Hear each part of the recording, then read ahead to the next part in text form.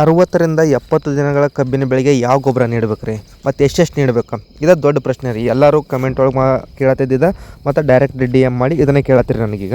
ನಮಸ್ಕಾರ ರೀ ಎಲ್ಲ ರೈತರಿಗೂ. ಈ ವಿಡಿಯೋದಾಗ 60ರಿಂದ 70 ದಿನದ ಕುಳೆ ಕಬ್ಬಿಗಾಗಿರ್ಬೋದು ಇಲ್ಲ ಹೊಸದಾಗಿ ಹಚ್ಚಿರುವಂಥ ಹಚ್ಚಗಬ್ಬಿಗೆ ಆಗಿರ್ಬೋದು ಯಾವ ಥರ ಗೊಬ್ಬರ ನೀಡಬೇಕು ಅನ್ನೋದನ್ನು ಈ ವಿಡಿಯೋದಾಗ ಡಿಸ್ಕಸ್ ಮಾಡೋಣ ರೀ. ಭಾಳ ಲೇಟ್ ಮಾಡಬೇಡ, ಡೈರೆಕ್ಟಾಗಿ ನಿಮಗೆ ಮ್ಯಾಟ್ರಿಗೆ ಬರ್ತೀನಿ. 60ರಿಂದ 70 ದಿನಕ್ಕೆ ಯಾವ ಗೊಬ್ಬರ ನೀಡಬೇಕಂದ್ರೆ 50 kg ಯೂರಿಯಾ ನೀಡ್ಬೇಕ್ರಿ. ಇದ್ರ ಜೊತೆ 20ರಿಂದ 30 kg ಪೊಟ್ಯಾಷಿಯನ್ನ ಕಂಪಲ್ಸರಿ ನೀಡಬೇಕು. ಮತ್ತು ಇದರ ಜೊತೆ ಸೂಕ್ಷ್ಮ ಪೋಷಕಾಂಶಗಳು ಅಥವಾ ಲಘು ಪೋಷಕಾಂಶಗಳ ಮಿಶ್ರಣ 5ರಿಂದ 10 kg ನೀಡಬೇಕ್ರಿ. 60ರಿಂದ 70 ದಿನಗಳ ಕಬ್ಬಿನ ಅಧಿಕ ಇಳುವರಿ ಮತ್ತು ಗೊಬ್ಬರ ನಿರ್ವಹಣೆ ಹಂತಗಳು ಈ ಥರ ಅದಾವ್ರಿ. ಈ ಕಬ್ಬಿನ ಬೆಳೆಯಲ್ಲಿ 60ರಿಂದ 70 ದಿನಗಳ ಹಂತದ ಪ್ರಾಮುಖ್ಯತೆ ಮತ್ತು ಈ ಸಮಯದಲ್ಲಿ ಪೋಷಕಾಂಶಗಳ ಅವಶ್ಯಕತೆ ಏನಿರ್ತದೆ, ಒಂದು ಎಕರೆಗೆ ಬೇಕಾಗುವ ಯೂರಿಯಾ, ಪೊಟ್ಯಾಷ್ ಮತ್ತು ಲಘು ಪೋಷಕಾಂಶ ಅಥವಾ ಸೂಕ್ಷ್ಮ ಪೋಷಕಾಂಶಗಳ ನಿಖರ ಮಾಹಿತಿಯನ್ನು ಇಲ್ಲಿ ಹೇಳ್ತೇನೆ ರೀ. ಗೊಬ್ಬರ ನೀಡುವ ಸರಿಯಾದ ಸಮಯ ಮತ್ತು ಯಾವ ಥರ ನೀಡಬೇಕು ಅನ್ನೋದು ಹೇಳ್ತೇನೆ. ಈ 60ರಿಂದ 70 ದಿನಗಳ ಅವಧಿಯಲ್ಲಿ ಯಾವ ಗೊಬ್ಬರ ನೀಡಬೇಕು ಮತ್ತು ಹೇಗೆ ಗೊಬ್ಬರ ನಿರ್ವಹಣೆ ಮಾಡಬೇಕು ಅನ್ನೋದನ್ನು ಇಲ್ಲಿ ವಿಸ್ತಾರವಾಗಿ ನೋಡ್ತೇನೆ ರೀ. ಮತ್ತು ಈ ಹಂತದಾಗ ನೀವು ಮಾಡುವ ಒಂದು ದೊಡ್ಡ ತಪ್ಪು ಮತ್ತು ಈ ಇಳುವರಿ ಮೇಲೆ ದೊಡ್ಡ ಪ್ರಮಾಣದ ಪರಿಣಾಮವನ್ನು ಬೀರ್ತೈತೆ ಅಂತ ಹೇಳ್ಬೋದು ರೀ. ಹಾಗಾಗಿ ಅದನ್ನು ತಡೆಗಟ್ಟಕ್ಕೆ ಈ ವಿಡಿಯೋನ ಪೂರ್ತಿ ನೋಡ್ರಿ. ಇಲ್ಲಿ ಗೊಬ್ಬರದ ಪ್ರಮಾಣ ಅಂದ್ರೆ ಈ 60ರಿಂದ 70 ದಿನಗಳ ಅವಧಿಯನ್ನು ನಾವು ದೊಡ್ಡ ಮಣ್ಣು ಏರಿಸುವಾಗ ಅಥವಾ ಮಣ್ಣು ಸೈಲು ಮಾಡುವ ಹಂತ ಅಂತ ಕರಿತೀವಿ. ಈ ಸಮಯದಾಗ ಕಬ್ಬಿನ ಮರಿಗಳು ಜಾಸ್ತಿ ಬರಕ್ಕೆ ಮತ್ತು ಈ ಕಾಂಡಗಳು ದಪ್ಪಗಾಕ ಈ ಕೆಳಗಿನ ಗೊಬ್ಬರವನ್ನು ನೀಡ್ಬೋದು ರೀ. ಇದ್ರಾಗ ಒಂದೇದ ಯೂರಿಯಾ ರೀ. ಎಕರೆಗೆ ಕರೆಕ್ಟಾಗಿ 50 kg ಮಟ್ಟ ಯೂರಿಯಾ ಬೇಕಾಕತ್ತೆ.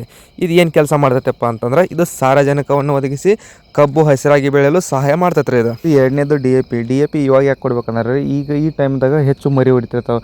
ಈ ಮರಿ ಹೊಡಿಯೋಕೆ ಬೇರುಗಳ ಅವಶ್ಯಕತೆ ಜಾಸ್ತಿ ಇರ್ತೈತೆ ಮತ್ತು ಈ ಬೇರುಗಳ ಬೆಳವಣಿಗೆಗೆ ಈ ಟೈಮ್ದಾಗ DAP ಸಹಾಯ ಮಾಡ್ತೈತಿ.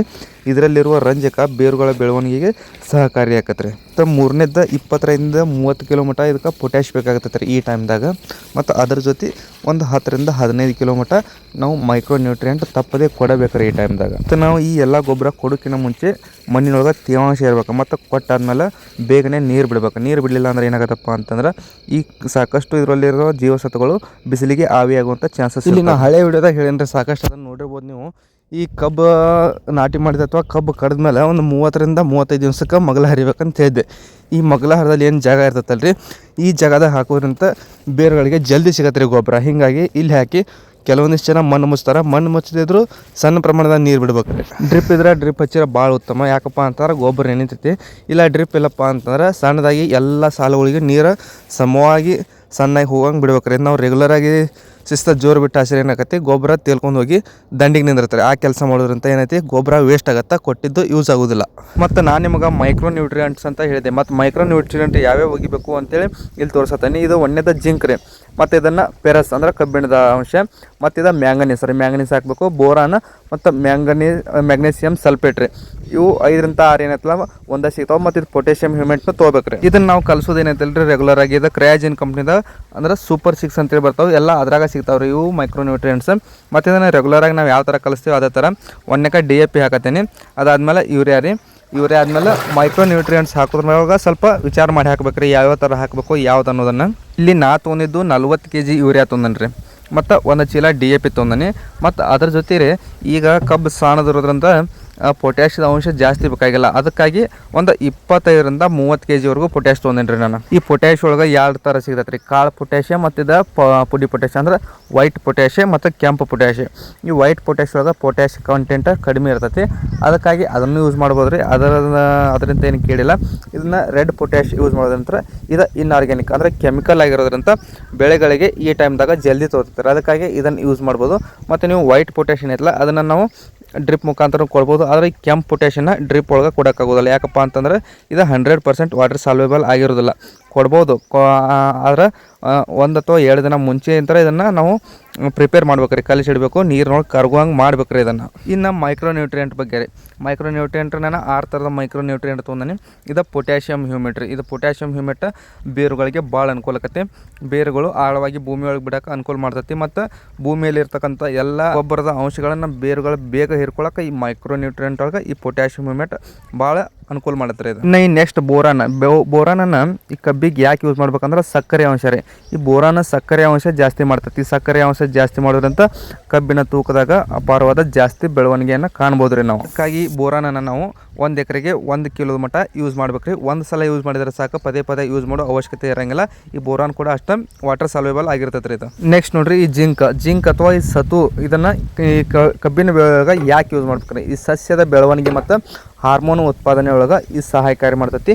ಹಾಗಾಗಿ ಜಿಂಕನ್ನು ಕಂಪಲ್ಸರಿ ಕಬ್ಬಿಗೆ 1 ಕಿಲೋ ಅಂದ್ರೆ 1 ಎಕರೆಗೆ 1 kg ಮಟ್ಟ ಈ ಟೈಮ್ದಾಗ ಯೂಸ್ ಮಾಡ್ಬೇಕ್ರಿ ನಾವು. ಇನ್ನು ನೆಕ್ಸ್ಟ್ ಫೆರಸ್ ಸಲ್ಫೇಟ್ ಅಥವಾ ಕಬ್ಬಿಣದ ಅಂಶ ಐರನ್ ಅಂತ ಹೇಳಿರಲ್ಲ, ಇದನ್ನು ಈ ಟೈಮ್ದಾಗ ಯಾಕೆ ಯೂಸ್ ಮಾಡ್ಬೇಕಂದ್ರೆ ರೀ, ಎಲೆಗಳು ಹಸಿರಾಗಿಡಲು ಮತ್ತು ಈ ಕ್ಲೋರೋಫಿಲ್ನ ಉತ್ಪಾದನೆ ಒಳಗೆ ಇದು ಸಹಾಯ ಮಾಡ್ತೈತಿ. ಅದಕ್ಕಾಗಿ ಈ ಫೆರಸ್ ಸಲ್ಫೇಟನ್ನು ಕಂಪಲ್ಸರಿ 2 kg ರೀ, ಎಕರೆಗೆ 2 kg ಈ ಟೈಮ್ದಾಗ ಯೂಸ್ ಮಾಡ್ಬೇಕಾಗತ್ತೆ ರೀ. ಮತ್ತು ನೆಕ್ಸ್ಟ್ ಮ್ಯಾಂಗನೀಸ್ ರೀ. ಆಗಲೇ ಹೇಳಿದಂಗೆ ಅದು ದ್ವಿತೀಯ ಸಂಶ್ಲೇಷಣೆ ಕ್ರಿಯೆಗೆ ಸಹಾಯ ಮಾಡಿದ್ರೆ ಇದು ದ್ವಿತೀಯ ಸಂಶ್ಲೇಷಣೆ ಕ್ರಿಯೆಯನ್ನು ಚುರುಕುಗೊಳಿಸಿ ವೇಗಗೊಳಿಸಿ ಮತ್ತು ಯಾವಾಗಲೂ ಎಲೆಗಳು ಹಸಿರಾಗಿರೋಕೆ ಸಹಾಯ ಮಾಡ್ತಾರೆ ಇದು ಮ್ಯಾಗ್ನೀಸ್. ಮತ್ತು ನೆಕ್ಸ್ಟ್ ಇದು ಮ್ಯಾಗ್ನೇಸಿಯಂ ಸಲ್ಫೇಟ್. ಇದು ಸಾರಜನಕವನ್ನು ಸರಿಯಾಗಿ ಬಳಸ್ಕೊಳ್ಳೋಕೆ ಸಹಾಯ ಮಾಡ್ತೈತೆ. ಇದಲ್ಲದೆ ಕಬ್ಬಿನ ಗಿಣ್ಣುಗಳು ಅಂದ್ರೆ ಕಬ್ಬಿನ ಗಣಿಕೆಗಳ ನಡುವಿನ ಅಂತರ ಜಾಸ್ತಿ ಮಾಡ್ತೈತಿ. ಈ ಮತ್ತು ಸಿಪ್ಪೆಗಳು ದಪ್ಪ ಆಗೋಕೆ ಜಾಸ್ತಿ ಮಾಡ್ತೈತಿ. ಸಕ್ಕರೆ ಅಂಶನ ಜಾಸ್ತಿ ಮಾಡಿ ಕಬ್ಬಿನ ತೂಕಕ್ಕೆ ಜಾಸ್ತಿ ಮಾಡ್ತಾರೆ, ಹೆಚ್ಚಿಗೆ ಆಗುತ್ತೆ. ಸಪ್ರೇಟಾಗಿ ಈ ಮೈಕ್ರೋನ್ಯೂಟ್ರಿಯೆಂಟ್ ಬಗ್ಗೆ ಹೇಳ್ಬೇಕಂದ್ರೆ ಇದು ಕ್ರಿಯಾಜಿನ್ ಕಂಪ್ನಿದ. ಈ ಕ್ರಿಯಾಜಿನ್ ಕಂಪ್ನಿ ಒಳಗೆ ಸೂಪರ್ 6 ಅಂತೇಳಿ ಬರ್ತೈತೆ. ಈ ಸೂಪರ್ 6ನ ಬಳಕೆ ಏಕೆ ಮುಖ್ಯ ಅಂದ್ರೆ ಈ ಟೈಮ್ದಾಗ ಕೊಳೆ ಹೊಡಿತಿರ್ತಾವೆ. ಅಂದ್ರೆ 60 ರಿಂದ 90 ದಿನಗಳ ಅವಧಿಯಲ್ಲಿ ಕಬ್ಬು ಹೆಚ್ಚು ಈ ಕೊಳೆ ಅಂದ್ರೆ ಮರಿ ಹೊಡಿಯೋಕೆ ಸ್ಟಾರ್ಟ್ ಇರ್ತಾವ್ರಿ. ಈ ಸಮಯದಾಗ ಈ ಜಿಂಕ್ ಕಬ್ಬಿನ ಕೊರತೆ ಆದ್ರೆ ಬೆಳೆ ಕುಂಠಿತಾಗತ್ತೆ. ಮತ್ತು ಈ ಸೂಪರ್ 6 ಇದನ್ನು ತಡೆಗಟ್ತೈತಿ. ಮತ್ತು ಎಲೆಗಳ ಅಗಲ ರೀ, ಅಂದರೆ ಎಲೆಗಳು ಎಷ್ಟು ಅಗಲಕ್ಕವು ಎಷ್ಟು ಮತ್ತು ಹಸಿರಾಗಿರ್ತಾವೆ ಅಷ್ಟು ಉತ್ತಮವಾಗಿ ಸಕ್ಕರೆ ಅಂಶ ಉತ್ಪತ್ತಿ ಆಕತಿ. ಮತ್ತು ಈ ಸಮಯದಾಗ ನಾವು ಈ ಕೆಲಸ ಮಾಡಬೇಕು. ಅಂದರೆ ಗೊಬ್ಬರದ ಮಿಶ್ರಣ ಜೊತೆ ಸೂಪರ್ 6 ಮತ್ತು ಯೂರಿಯಾ DAP ಮಿಕ್ಸ್ ಮಾಡಿ ಕೊಡಿಸಿ ಈ ಬುಡಕ್ಕೆ ಹಾಕ್ಬೇಕು ರೀ.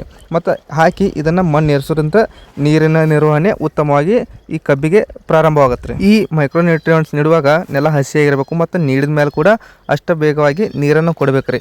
ಈ ಹಂತದಾಗ ನೀರನ್ನು ಕೊಡೋದು ಸ್ವಲ್ಪ ನಾವು ಲೇಟ್ ಮಾಡಿದ್ರೆ ಈ ಸೂಪರ್ 6 ಆಗ್ಬೋದು ಯಾವುದೇ ರೀತಿಯ ಗೊಬ್ಬರದ ಒಗೆದ್ರೂ ನಾವು ಗೊಬ್ಬರದ ಅಂಶ ಈ ಬಿಸಿಲಿಗೆ ಆಗಿ ಹೋಗುವ ಸಾಧ್ಯತೆ ಭಾಳ ಇರ್ತೈತೆ ರೀ. ಅದಕ್ಕಾಗಿ ಈ ಟೈಮ್ದಾಗ ಗೊಬ್ಬರ ಒಗೆದ್ಮೇಲೆ ಕಂಪಲ್ಸರಿ ನೀರು ಕೊಡಬೇಕ್ರಿ. ಇಷ್ಟೆಲ್ಲ ಈ ವಿಡಿಯೋದ ಮಾಹಿತಿ ಆಗಿರ್ತೈತೆ ರೀ. ನಿಮಗೆ ಇನ್ನೂ ಏನಾರ ಡೌಟ್ ಇದ್ರೆ ನೀವು ಕಮೆಂಟ್ ಮಾಡ್ಬೋದು ರೀ. ನಾ ಕಮೆಂಟ್ ಒಳಗೆ ರಿಪ್ಲೈ ಮಾಡ್ತೀನಿ. ಮತ್ತು ನಿಮಗೆ ಜಾಸ್ತಿ ಕಮೆಂಟ್ ಯಾವ ವಿಷಯದ ಬಗ್ಗೆ ಇರ್ತಾವಲ್ಲ ಆ ವಿಷಯದ ಬಗ್ಗೆ ನಾನು ನೆಕ್ಸ್ಟ್ ವಿಡಿಯೋ ಮಾಡೋಕ್ಕೆ ಟ್ರೈ ಮಾಡ್ತೀನಿ ಅಂತೇಳಿ ಈ ವಿಡಿಯೋ ಇಲ್ಲಿಗೆ ಮುಗಿಸ್ತೇನೆ ರೀ. ನಮಸ್ಕಾರ ಎಲ್ಲರಿಗೂ.